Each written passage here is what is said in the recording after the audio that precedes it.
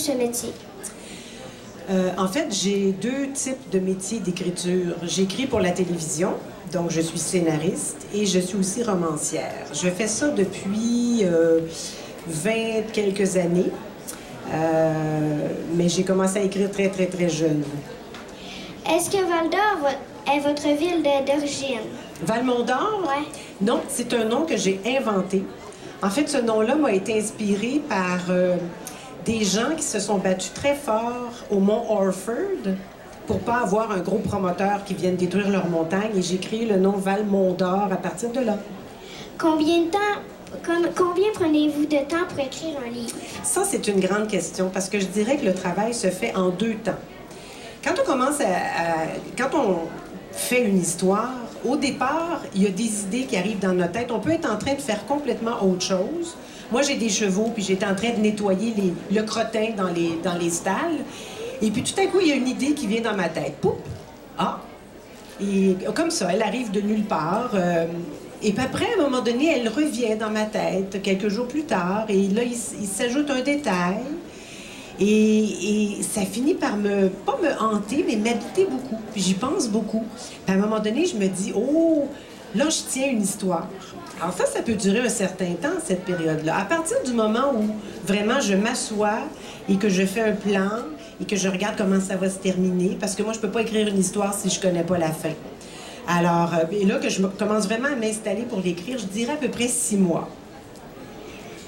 Qu'est-ce qui vous a inspiré pour faire ce livre? Une histoire, ça peut nous arriver de toutes sortes de façons. Ça peut nous arriver par un personnage qui est très particulier. Ça peut nous arriver par un lieu qui est très particulier. Dans ce cas-ci, c'est le nom Blanche-Nouille qui m'est arrivé en premier. Vraiment le nom, Blanche-Nouille. Et après ça, se sont greffés les personnages qui viennent d'un autre monde. J'aimais l'idée d'avoir des personnages qui venaient d'ailleurs, d'un autre univers, puis qui regardaient comment nous, les humains, on vit. Parce que nous, on se regarde plus, on est habitués, on se connaît. Et ça m'amusait. C'est comme ça que l'histoire s'est développée. Qu'aimez-vous le plus dans ce métier? Bien, d'abord, écrire. Comme je disais tantôt, je fais deux types d'écriture, moi. J'écris pour la télévision. Ça, c'est un genre d'écriture très particulier qui m'aide à gagner ma vie, mais qui est très contraignant. Parce que quand on écrit pour la télévision, bien, tu as un certain nombre de minutes.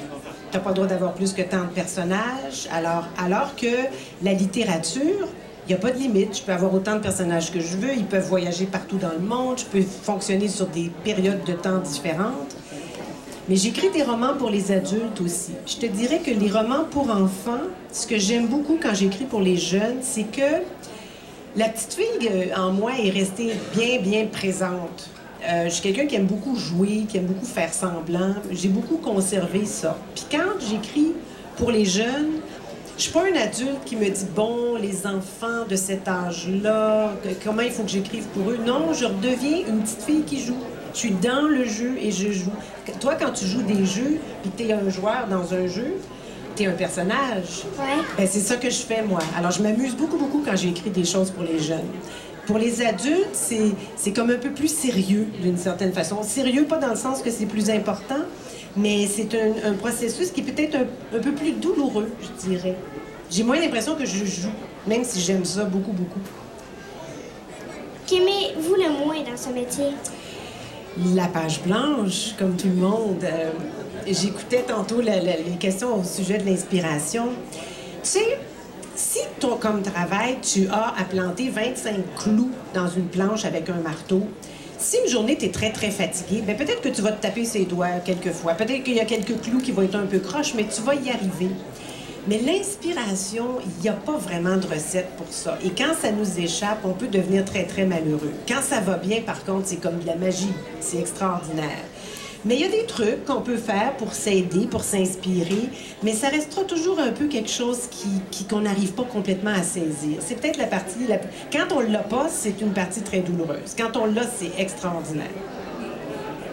Est-ce que vous êtes inspiré d'une madame que vous connaissez pour faire Blanche-Nouille?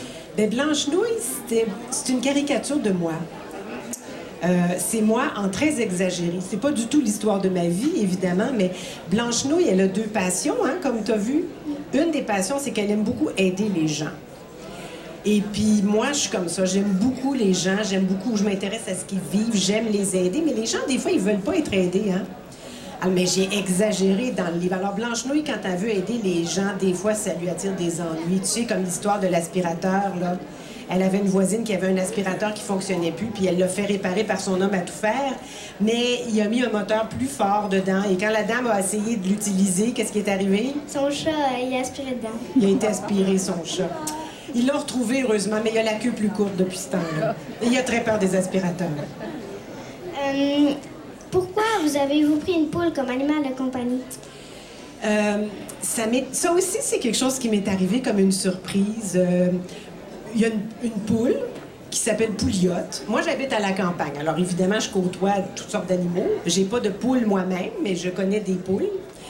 Et puis, ça m'est arrivé comme ça, comme une surprise. Alors, elle s'appelle Pouliotte. Elle est très colorée. Puis, des fois, elle se prend pour un pitbull, hein?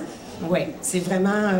Mais comme dit Blanche-Nouille, il y en a qui ont des chiens, mais elle trouve que son oiseau ou son volatile est aussi intelligent que bien des chiens. Et elle l'aime beaucoup. Tu me demandais tantôt... quand est-ce que j'avais commencé à écrire des histoires? Ouais. Moi, il y a une particularité dans l'écriture. Des fois, je dis, j'ai l'impression que je suis née écrivain. J'ai d'abord aimé le geste d'écrire. J'ai commencé à écrire avant de savoir écrire. J'avais 2 grandes sœurs qui faisaient leurs devoirs sur la table de cuisine et je trouvais ça extraordinaire. Je trouvais ça magique, ce geste-là, puis écrire des mots. Alors, j'avais demandé à ma mère de m'acheter un cahier avec des lignes, puis je l'avais tout rempli de petites vagues du début à la fin, puis je disais que j'écrivais. Alors, c'est comme si j'avais commencé à vouloir écrire avant de savoir comment, en fait. Bon, ben merci. Et ça m'a fait plaisir. T'as très bien fait ça, Ève. Merci.